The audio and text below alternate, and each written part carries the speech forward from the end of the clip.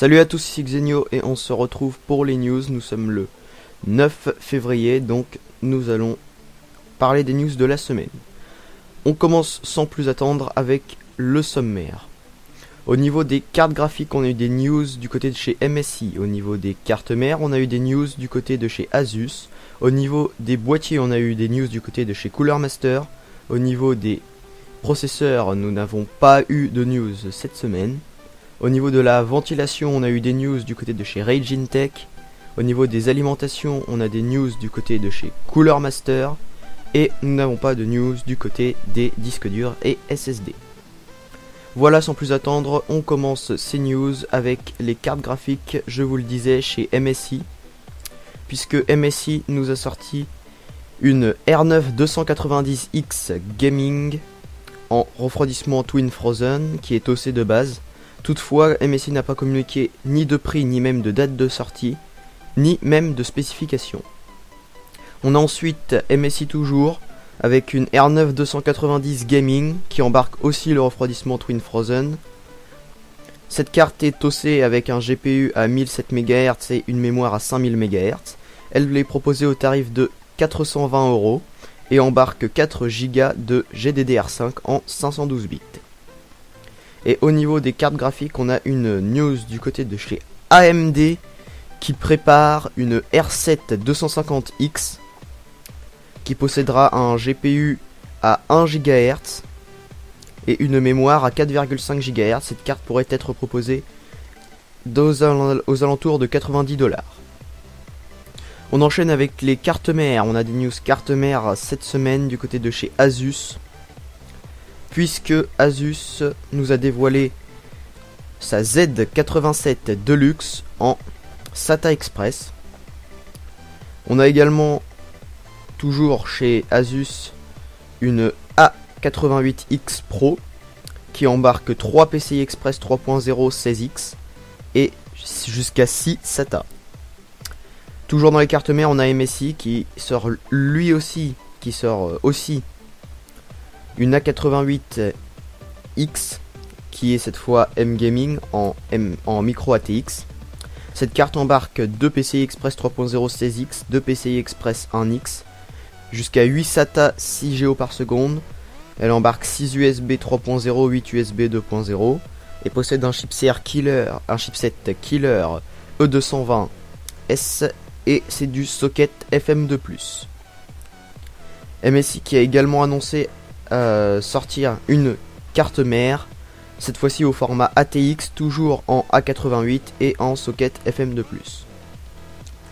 On enchaîne avec les boîtiers du côté de chez Cooler Master qui nous a pondu un Silencio 652S qui est toujours dans la gamme des Silencio, pas de surprise.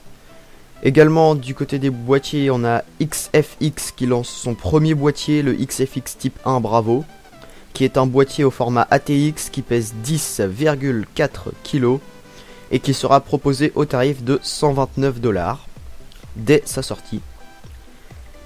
Et on a également un boîtier en série limitée du côté de chez Inwin, le Inwin 2, qui est proposé aux environs de 799 € et qui est vraiment très joli avec son effet tout en vert là, moi j'adore. Bien évidemment, le prix également est sympathique.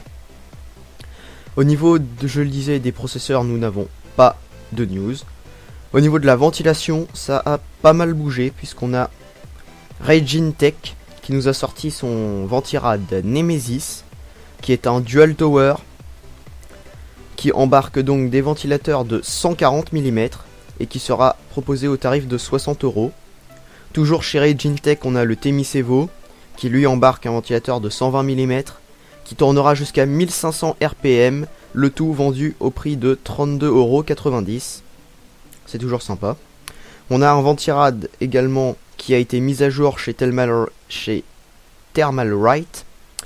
En fait, deux Ventirad, les AXP 200 et 100 qui ont eu une petite mise à jour. On a également un Ventirad pour GPU, et oui, vous avez bien entendu, un Ventirad pour GPU, ce n'est pas très commun. Tout simplement, si vous voulez changer le système de refroidissement de votre carte graphique, eh bien vous pouvez changer pour mettre cet accéléro extrême de chez Arctic, donc l'accéléro extrême de chez Arctic, qui est compatible avec les R9 280X. Ce système de refroidissement possède 3 ventilateurs de 92 mm et est proposé au prix de 70 €. Ça peut être sympa pour celui qui veut changer son système de refroidissement de sa carte graphique. Et on a également au niveau du water cooling une news que je trouve très intéressante du côté de chez Ike. En effet, avec le Ikebe RES D5 Vario, qui est une pompe et un réservoir à la fois en 5,25 pouces x 2. Donc en fait, si vous voulez, comme vous le voyez sur les photos, ça vous prend 2 baies 5,25 pouces, donc 2 baies pour lecteur CD. Et du coup vous avez pompe et réservoir inclus là-dedans. Donc c'est vraiment pas mal, ça fait un gain de place, ça évite de... à chaque fois on sait pas trop où mettre le réservoir ou la pompe, et bah là ça y est, on sait, c'est fixé, c'est directement sur les baies et je trouve ça vraiment pas mal. Donc la face avant est en plexiglas afin de faire apparaître le niveau de liquide. Le tout est proposé au tarif de 150 €. On a également un Rheobus dans la ventilation, qui est du côté de chez Aerocool avec le Cool Touch E en 5,25 pouces, qui est désormais disponible en noir ou en blanc, ce n'était pas le cas avant, au tarif de 36 €.